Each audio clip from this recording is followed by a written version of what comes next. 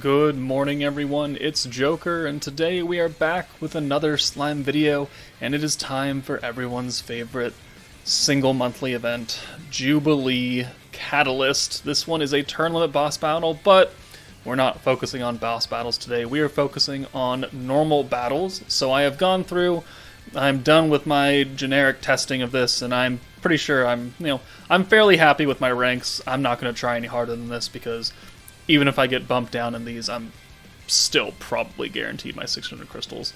So we got rank 1 on normal 3, rank 2 on normal 2, and rank 3 on normal 1. So, hey, it works out. So, fire, dark, and light are the required elements for these three. Fire 2.0, dark 2.0, and light 3.0 will be your best, but, I have come up with a few alternative solutions for these, especially for normal 3, because, if you're not doing the light 3.0 big damage, and you don't have Raphael, you didn't summon for light because you didn't like the stun thing, that's fine. But we're going to start with normal 1, and before we do that, I must put the disclaimers out there of 1, your results may vary, your boxes will be different, you won't have the units that I have, you won't have the dupes that I have, so please don't be disheartened, just use what you can, get some kind of score, and get some kind of crystal reward out of Jubilee. Please at least play it a little bit, that way you can guarantee yourself at least some kind of prize. Disclaimer number 2 on the screen right now are the protection gauge characters that I will generally run with. That'll give you the half-meter protection gauge that everyone always asks me when they're new. Gazel, Dark Millum, Earth Millum. It has to be 92 to get the full trait. And then there are other units that can give extra protection that I will cover if they happen to be in that team setup. And then disclaimer number 3 is do not forget to enhance and place units inside your magic devices in town. That way you get maximum stat output for that.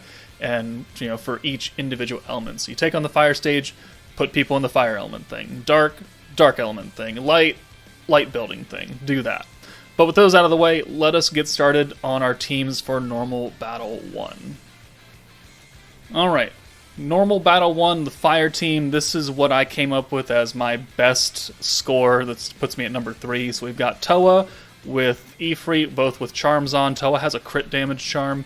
And then we've got Fire Shizu, Fire Benimaru, the hero, Velzard, and Violet. So for this strategy, I'm going for Violet and Velzard's ult. So a single target from Violet's going to do a lot of damage, and then Velzard getting her AoE to finish off the other 2 units on wave 3 is what we're going to shoot for. The hero is here for her crit buff and the rewind. Benimaru's here for the turn 1 orb change. And then Shizu's here for both her fire buff and the AoE debuff and pierce buff for both Velzard and Violet. So she's going to work well here. So let's go ahead and throw this up right now. So starting hand is 2 orange and 4 green, so Benimaru works here. You could bring, there's 3 other units that can do that, so don't feel too bad about it. But turn 1, you're going to swap in Velzard, you're going to swap in Violet, send the full hand of greens first. I do it in that order because I want Violet to finish off because she'll do the most damage right there. So that gets us 77 points and a full Toa meter. So turn 2, we're going to use both of Violet's buffs, so to get those out of the way. And then we're also going to bring in the hero for her rewind. So here, we're also going to take out Benimaru, because we need Velzard in here to get her ult. We need Violet here to get her ult too. So here, we'll use both of Violet's buffs since they last for multiple turns. We don't have to worry about them running out. And then we'll go ahead and swap hero in for Benimaru, use her rewind, and then we're going to go ahead and send just these 4 greens right here. And we're going to send Violet first because she's going to double tap this 1 mushroom, and then the last 2 will not quite kill the second mushroom, but it'll leave it at a good amount of health. The rewind kicks in, and now here is where we need to really hope that we get a good amount of Violet and Velzard orbs. Thankfully we got 2 and 2 for them. So this, using Toa for the 6 hand of orange, will guarantee that we have 1, their ults, 2, enough points, and 3, enough protection gauge alongside the hero who gets gauge every 3 turns. This will get us another Toa right here. In fact, actually we didn't really need that. So we're still, we're prime condition right here. We've got a Velzard ult, we've got a Violet ult. Violet has her 2 buffs. We've got 100 points and Toa, so it's 140.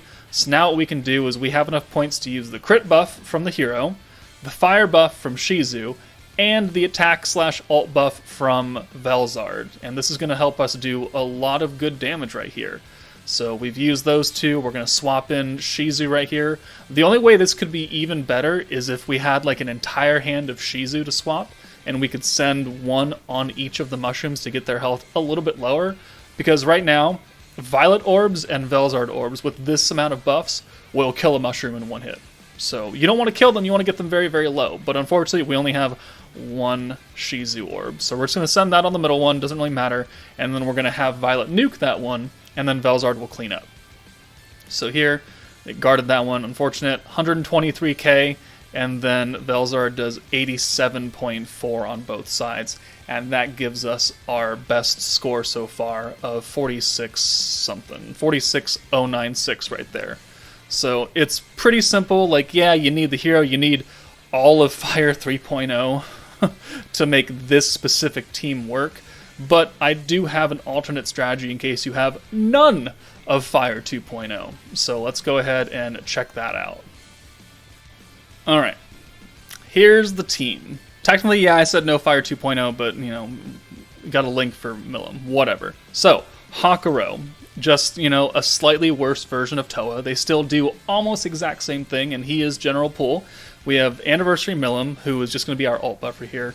We don't really need her. You could bring Water Shuna, you could bring Shinsha if you wanted, it doesn't really matter. She's just here for her ult buff. You could bring Wind Milim for all I care. The hero is still the hero, like she's necessary for almost anything you do in this game, except when they try and push her out heavily. Sufia, being the newest free-to-play unit and the one people at this point should have grinded the most, will be our orange to green orb changer.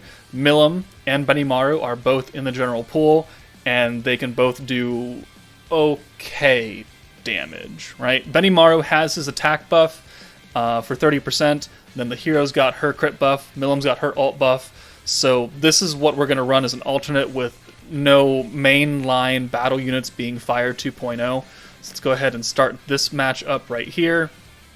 And it pretty much plays out the same way. You want an ult with Milim, you want an ult with Benimaru. If you can't get an ult with Milim, it doesn't really matter that much, because Benimaru he will still hit slightly equivalent to her because he has that, 30% attack buff. So even though he's AoE, he can do maybe a little bit less, but not too much less. But still, the same thing works. Sufia is orb changing the greens. You bring in Milim, you bring in Benimaru. We're leaving the hero up front because we're going to use her rewind next turn. Obviously, you're not going to get any weakness damage score from hitting them with Dark Milim, Sufia, or the hero, but you're going for the nuking damage on the ults. So turn 2 here. Don't worry about these debuffs. They just seal your defenses. None of like your attack buffs or anything. So here, we don't have to use as many skills to get us at max power. So right now, we're just going to send these 3 oranges because this run took me quite a while because I would never get a Milim orb.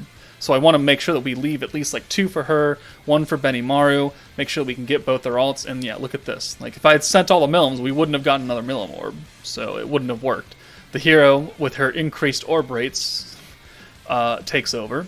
So now, we should have enough with this full 6-hand send, plus the rewind buffing all the orbs, plus the hero's trait that kicks in on turn 3, that this will get us max points and another Hakuro. So we're going to send this. This one's very low, and then we're going to just kill off the other one. Thankfully, we get lucky but unlucky because he guards one of those hits. So I was actually afraid he was going to guard that last hit and not actually die here. But we're here. We have an ult for Milim. We have an ult for Benimaru. And now we're ready to go, so let's use Benimaru's attack buff. We'll use the hero's crit buff because it is superior to Milim's in this case because they don't have any crit resistance to seal at all. So we're just going to lower their crit resistance by 30% with the hero and give us crits. So it's the better crit buff in this specific situation. We'll bring Dark Milim in for the hero, use her ult buff, and then we're going to spread these 3 fire orbs out across the across the mushrooms, send the ult, and then make sure we send the Dark Milim orb last. That way that Benimaru orb doesn't get an extra buff, because you can see like it almost killed by itself right there. So I don't want that to get the 200% right there.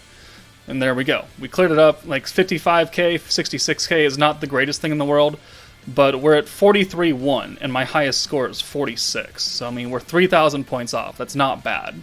Yeah, my units have a lot of dupes in them, but, like, you can still get a slightly decent score. And if you go in without having full Fire 2.0, then you know you're not going to get top score.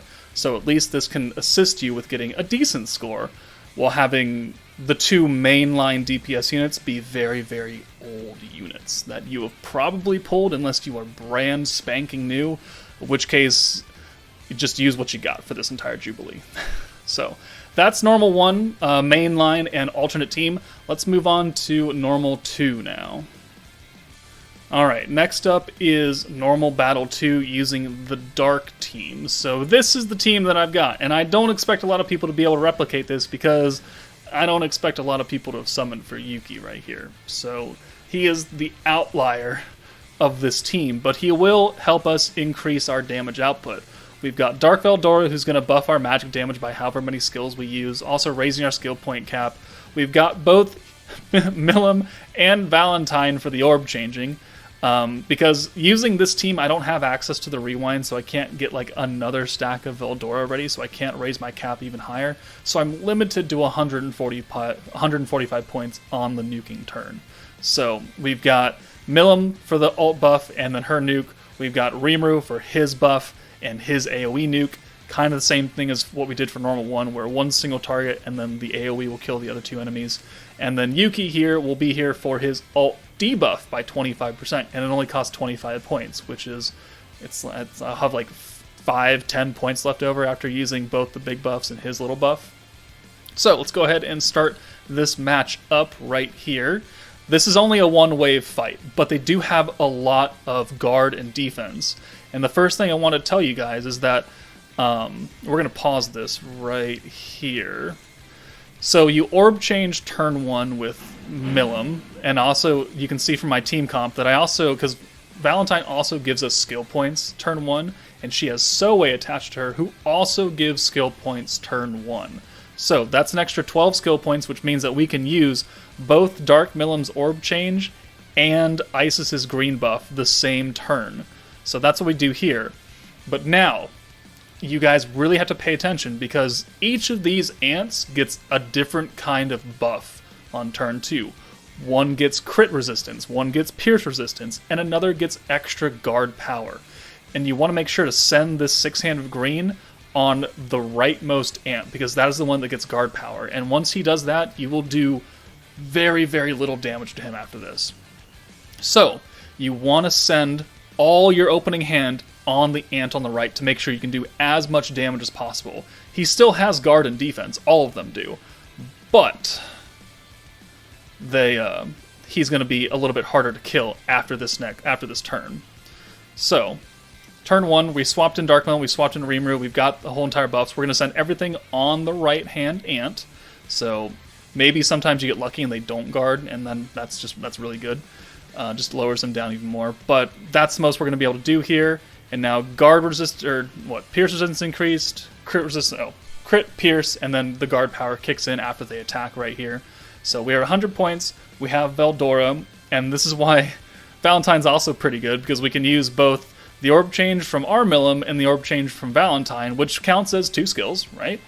And it also, we can reset the skill cost with Milim, so it goes back down to 25 points, which is good. And so it's also increasing our damage, so we can do a little bit more to these ants now that they have all this guard and defense and everything. So we're going to do this. I'm actually using a bunch of extra skills too, because I want as much magic damage as possible from Veldora, and we have the points to use it.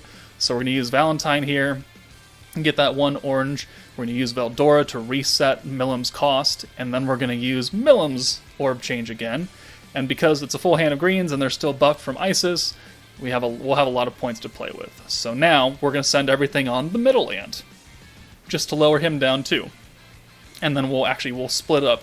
So 1, 2, 3, 4, 5, and then the final 200% orb goes on to the leftmost ant, just to get a little damage over there. So the middle and the right-hand ant are decently in the same spot. The left-hand ant still has a bit of health left over. But now we are on turn 3. We have a Milim ult, we have a Rimuru ult, we have 145 points. So now we're going to bring Yuuki in for Valentine, use his ult debuff, and then use the ult damage and the crit damage from, or the crit whatever, from Rimuru. We brought Isis back in so she can also get some of that crit damage and crit, so we can do extra damage to the ants. And then the magic buff from Veldora, I think was at 50%, 55%, somewhere around there. So now we just kind of want to make sure that we can do more damage to the 2 ants. Really make sure that we lower that left ant down a little bit more. So 1 almost kills that one, and then this does good damage to this. So now Milim's going to nuke that one for 207,000, and then Rimuru does 97 and 119k. He does less against the middle one because that's the ant that had the crit resistance, so it's going to nerf our damage just there. But that gets us our best score so far of 60,989 points. So if you can't run this team, obviously I don't know a lot of people that are going to actually be able to run Yuuki. You can, of course, go past turn 3, which, you know, is the max turn bonus, but if you don't have the points, they're not low enough, you want to use more buffs, you want to stack Veldora more, you can go past turn 3. It's just that I think they nerf you for like 2 or 3 turns for your pierce rate, your crit rate, and your guard, something like that. So you have to go until like turn 6, and by then, yeah, you can probably have a lot more than 145 points. Your Veldora can be either close to maxed or fully maxed, and you could probably swap Yuuki for probably like the hero for the crit, although you don't really need that because you got Rimuru. So you could bring like Space Rimuru, you could bring Light Raphael for that ult debuff for the 55 points and also give everyone Pierce. There's a lot of options if you want to go past turn 3, but it's just turn 3 is the optimal turn limit. But you can, I think, out-damage the turn score to get relatively in the same range of 60k, maybe a little bit less than that, like 57, 58, if you go turn 6 and you just do so much damage. But that is my optimal team. Obviously, you can replace it as you see fit. But let's test out a not very good dark team, alright? It's a laughable dark team. Alright, so here's my hilarious dark team. We've got Hakuro, general pull unit. We've got the hero because the hero is, you know, the hero. Valentine is still here to give us points, but we're not really relying on that now. And then we have Dark Veldora, Dark Xion, and Dark Rimuru. So this is going to be a full AoE nuke on turn 3. But because we'll have Hakuro and we'll have 140 points, Rimuru gives himself crit and crit damage, so that's easy covered right there. Veldora is an ult buffer plus pierce resistance down by 10%, which is cool. And then Xion is guaranteed pierce and pierce power. So if you stack all this together plus Rimuru's crits, you can do okay damage. They're old units, all right. Veldora and Rimuru are Dark 1.0 in October of 2021. So they're kind of old, and Xion's even older technically because she's OG unit. So let's go ahead and load this one up. It is a very funky team. This will not get you a great score, but if it's all you got and you needed help on thinking of a team and you have these units, then by all means, use it and just have fun with it. Just don't expect great things out of it. We're definitely not doing 200,000 damage with Dark Milim here. So turn 1, it's still built for the special conversion for Milim or Valentine, so that's why we also have Valentine. Not just because of the points that she gives us turn 1, but because she's only one of 2 orb changers that can actually do this. You could bring 2 single orb changers, I guess, if you wanted to. You can bring like Light Shinsha and Light Rimuru or Light Xion or something and use, you know, their 2 combined to get the full hand of 6, but whatever. We're still sending all of our orbs against the rightmost ant because of what I explained earlier. We just don't do nearly as much damage because I don't have nearly as good gear on these units. And then it's going to play out pretty much the same way, except instead of Veldora giving us extra magic damage, it's Hakuro. So here, we don't really care about anyone else besides Rimuru getting an ult, and it's really worked out because Xion has no orbs, right? So we don't have to worry about not sending type disadvantage or type neutral orbs that'll hurt our weakness score. So we're going, I'm just checking how much we got. So 90, I don't even have Rimuru's skill leveled up all the way. We're only at 96%. That's close enough, hopefully. But we swap Xion out because she has no orbs. We're going to use the rewind here. And then we're going to use, I believe, Rimuru's orbs by themselves. Because we know that we have one more Rimuru coming in next turn. And I want to make sure that he can get his ult from this full 6-hand of oranges, which we will. So we'll do this. We'll send these 3 against the middle ant. We're not doing a lot of damage, but again, it's not going to do a lot of damage without all his buffs. Here we get kind of unlucky, right? We have 2 oranges and 4 blues, which we can't do anything about with these units. But we still do have Valentine, right? And yeah, her skill costs 50 points, but we can actually still make up for that, still get to 100, and still have a Hakuro next turn for turn 3. So we're going to use that orb change and ensure that we can get a perfect Hakuro orb change hand. And then we're going to send, I think we spread it out again. We do like 4 and 2 on the ants. Yeah, 4-2, just to spread the damage out, get each of them a little bit lower. And now we have 100 points. We have a full Hakuro meter. And now, next turn, we can use all 3 of the buffs that we want to here. We can use the Pierce, we can use the ult, we could use Rimuru's crit. We don't have enough points to use the hero's crit resistance down, which is unfortunate. But, you know, unless you get like a full hand of blues on the rewind and then a lot of blues on just naturally turn 2, I don't think it's really going to be possible. And I don't really want to RNG that for an alternate team. So this is, you know, this is what you get. So we've used the crit buff, we've used the alt buffs, now we use Hakuro to give us enough points to use the Pierce buff from Xion. Nothing else in the skill set really matters because he just lowers Pierce power. There's like the poison dodge, doesn't matter. So here, we're going to send the oranges and try and lower their health even more. We're not going to send Veldora's ult though because that'll kill and he's not the one we're nuking with. So we'll just send this. I could have probably actually clicked on Veldora's orb to make sure this normal orb does its full power. Kind of a misplay there, but it is what it is.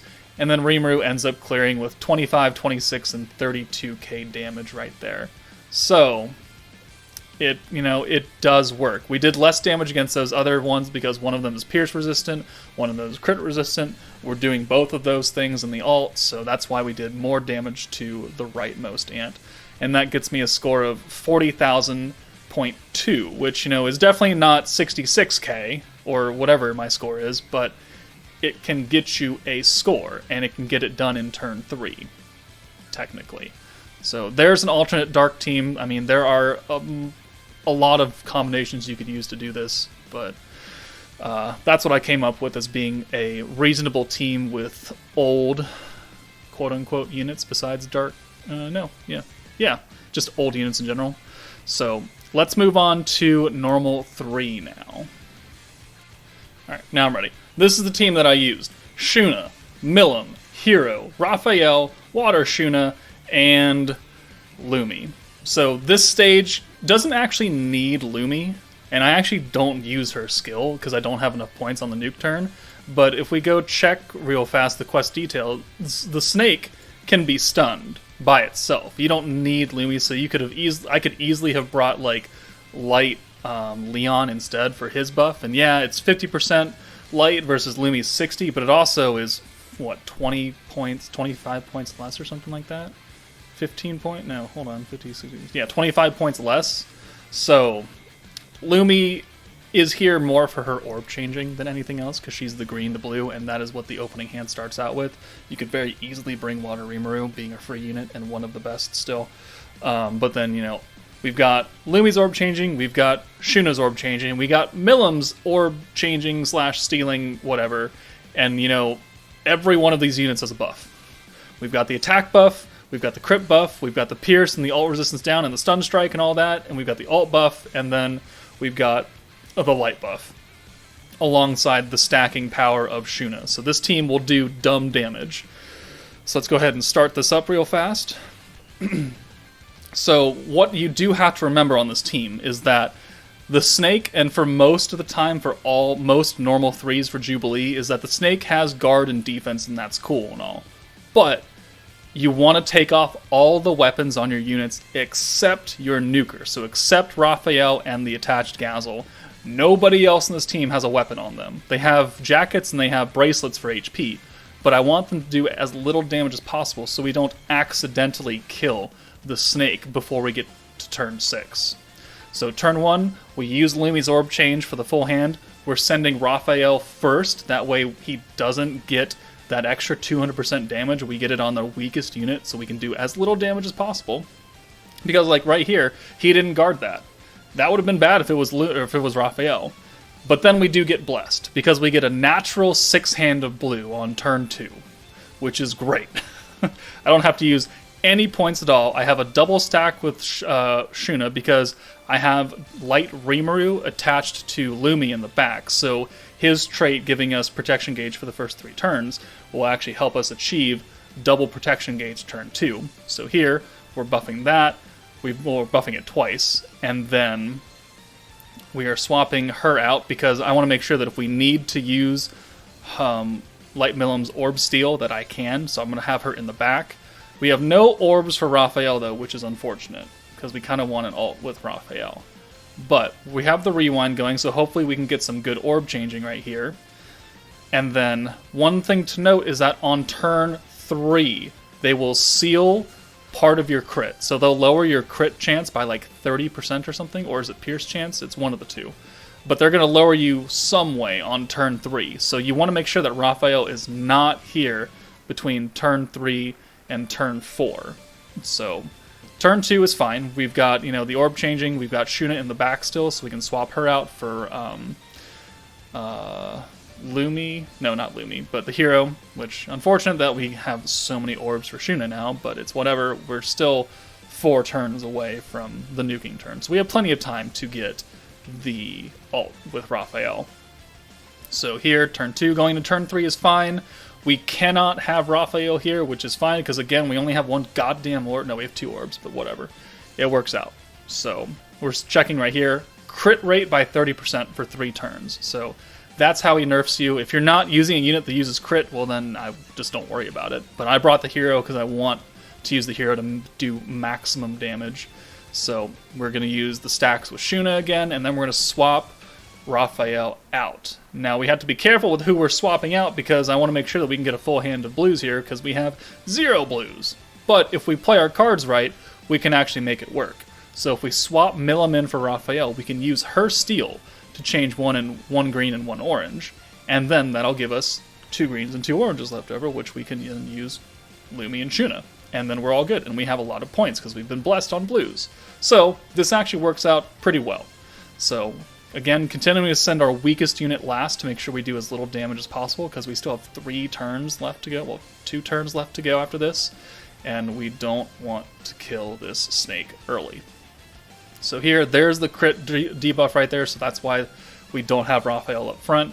But now we can use the orb change from Shuna to change those 2 blue or 2 oranges. And then, as you can see, we have a blue coming in. So once we swap out Shuna, it will get replaced by that blue, which means we just need Lumi's orb change.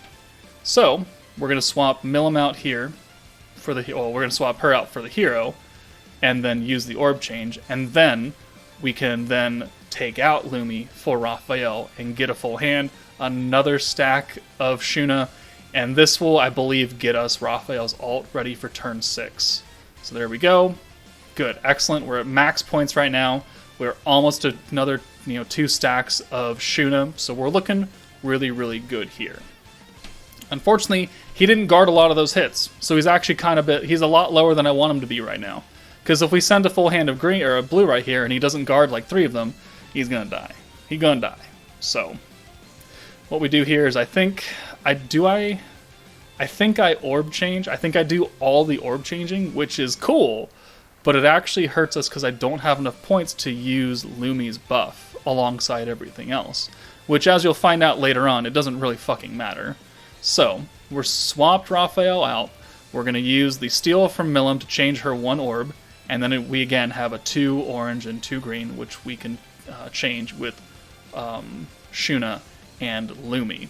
So we're just thinking about that right now, making sure, because don't want to kill the snake. So I'm trying to determine, like, alright, what's happening. But Lumi's orb change is up to 100 points, so that's pretty damn expensive now. And then we're going to take you out, because she has an ult, right? We're not going to send the ult, so we're going to send 5 blue here, which is really unfortunate because it keeps us, 1, from getting maximum points, right? And 2, I believe it stops us from getting enough. Okay, no, we wouldn't have been close anyways.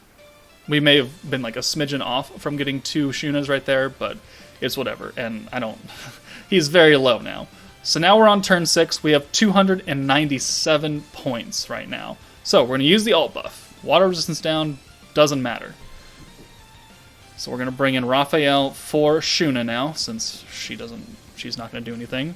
We're going to use the stun, we're going to use the attack buff, we're going to use the pierce, and the ult resistance down, and then we don't have enough points to use even Lumi right here. We have enough points to use the hero's crit, which is great, because that'll give us at least 1 additional buff. But no Lumi, so no 60% light damage. The stun resistance for her doesn't give a shit, so we can get her out. We have enough to use the hero's crit buff, which is why we didn't want Raphael to take that crit debuff on turn 3. We get 1 more stack of Shuna, so I believe we're up to 7 stacks, maybe 8. I can't do math right now, but we've used everything. So I think I'm just trying to do math here, trying to figure out where I would have needed to be points-wise to use everything. But again, it doesn't actually matter. So let's just get through this right now, and let's nuke, because we can't send anything else. He's going to die. So we do 713,000 damage. Awesome. Now here's what's not so awesome. Our score has a damage cap. We did 760k weakness damage, and we are capped at 38,000 points. And it will not go any higher, regardless of how much damage you do. And I just saw a picture in Discord that the cap actually is a lot lower. They were capped at 500,000 damage. So as long as you can do 500,000 damage in any way, shape, or form, you're going to be maxed out on damage. So the only way to make this score even better is to, 1, kill earlier, and 2, take less damage. So that's why, like, the top scores right now for this stage are not going to vary a lot. It's just, do you have awakened jackets on everyone? Blah, blah, blah. How much is your defense? How many dupes do you have to raise the defensive stat? Doesn't really matter. So there is a damage cap, and we're not going to get very much higher than 66k. So that's my number 1 score team right there. Let's move on to the alternate teams.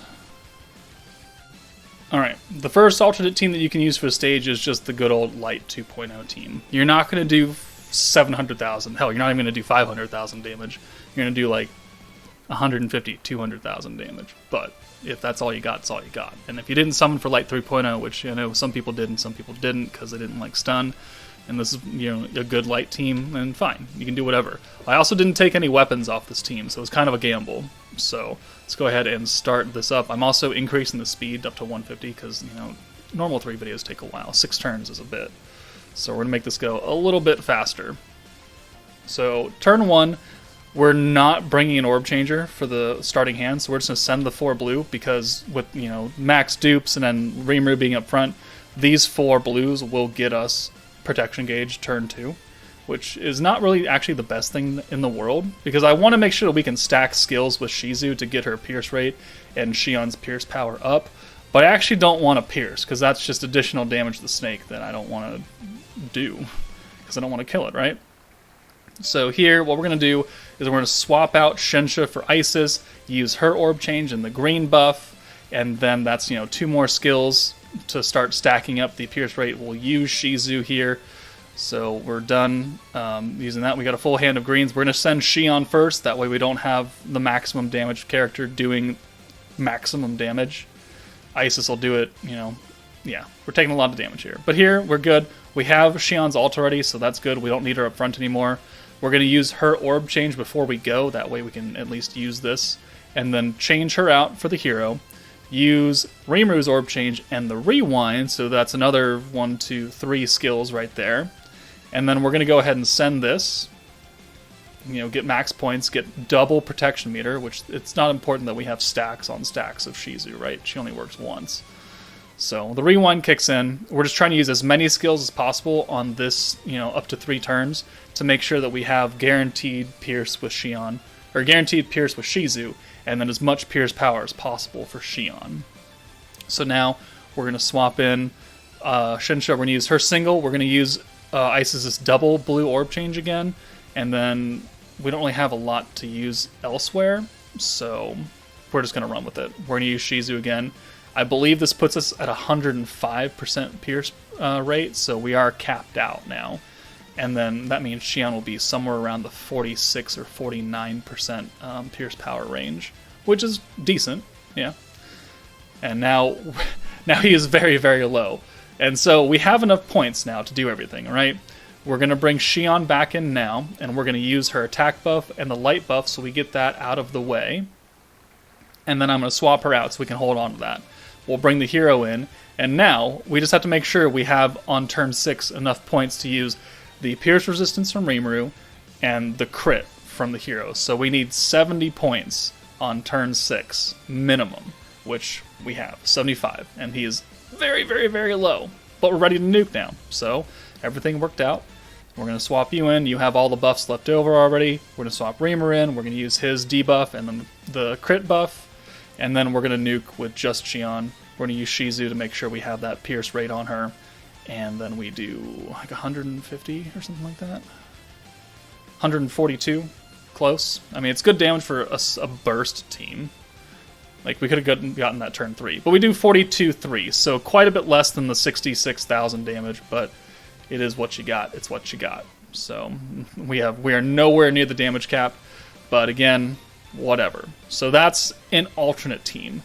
I have one more team, in case you don't even have Light 2.0, and you are just going to throw the kitchen sink at the wall. So let's, I'll show you that one. Alright, last team of the video. We've got Dark Protector Veldora, who gives us up to 50% ult damage extra every time you use him, 10% each time. He also raises our skill cap and also gives us points every time you use him, so that's cool. We've got the hero for the crit, and the rewind. We've got Leon for the light buff, we've got Dark Milim for the orb changing and the ult buff, and then we have Shuna as our light magic DPS unit, and then her orb changing as well, which is 2 orange to 2 blue.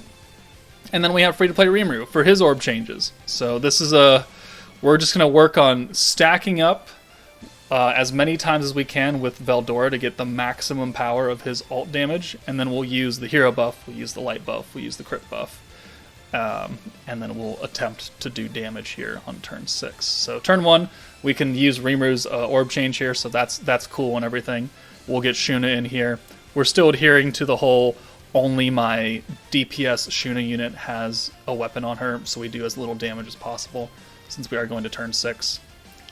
So we get lucky here too right now, so we get a perfect orb change hand with Shuna, which is great. So I'm going to bring the hero in and rewind this turn and orb change, and then we'll use the stack of Veldora, and that'll give us 30 points, it'll raise the cap, it'll give us 10% ult damage when we get there. So then we're gonna send blues. I mean, it's pretty simple, right? It's just that because Veldora is not one of the new age stacking protectors, he doesn't buff blues as far as skill points is concerned. So it is kind of rough making sure you will have enough points to use 3 big buffs. That's what, 165 points. The fact that Veldora gives us skill points on usage is still good though, and it definitely helps us out. So here we have a good change with Milim, where we can just use her, and then use her orb change. I believe we have an ult with Shuna now. No, actually we swapped her out, so we wouldn't get debuffed, actually. I don't think we have an ult with her yet. But there's a full hand of greens, which gets us a lot of points. So, I mean, that's good right there. Alright, so we got another stack of Veldora. Shuna does not have her ult, but we're going to swap her out now for the hero, which I actually misplayed. I should have swapped Rimuru in first to steal those orbs and turn them into blues, and then turn the greens, and then brought in Shuna and used her orb change. It would have worked, I think, just as well, but oh well. We kind of we do what we do here. So instead, we're going to use Veldora, and then we're going to send these 4 Shuna orbs to make sure that we can get her ult, because we're so very close. So that's what we decide to do here. 4/4, and then we're doing damage to her, the snake. And now we have another halfway decent orb change with Rimuru. So what I do is here, or not Rimuru, but Milim. So Milim only has the 1 orb, right? Just her ult. So we can actually safely swap in Leon with his ult and not actually affect our hand at all. It's still going to be a 6-hand send. We're swapping our nuker for an AoE unit that's not going to do too much damage here. So that's what I decided to do, so we can maximize our protection gauge, maximize our points. We're at max points now, so I mean we're looking good. It's just that we're still missing, I think, 2 stacks of Veldora, because instead of getting full hands of blues, we got 2 hands of greens. So kind of unfortunate. Like this is a good hand right here, but this is turn 6, and we kind of have to kill him here. So we have enough points to use everything though, as far as our skill buffs. So we use the alt buff. We brought Shuna back in for the light buff, and then we'll swap Leon out. We use Hero's crit buff, and then we will send 1 Shuna orb. So we're at 4 stacks of Veldora plus the 70. We're gonna send 1 Shuna and pray that it doesn't kill, and then her ult. I think he had like 19,000 health left, and then we did 10k, and then 103,000 damage right there. I mean, she has the 6-star Awakened Book that I normally have Raphael with, but that is like the worst case scenario team right there for you. It's a score. It's not a great score, but it's a score. So that's it for the normal battles of Jubilee. Now I will begin testing out boss battles, and I know that's going to be kind of limited, but it is what it is. So let me know what teams you used for these normal fights. If it's something vastly different than what I showed, then maybe it can help other people get an idea. But yeah, that's it for me, guys. Take it easy, and I'll see you later.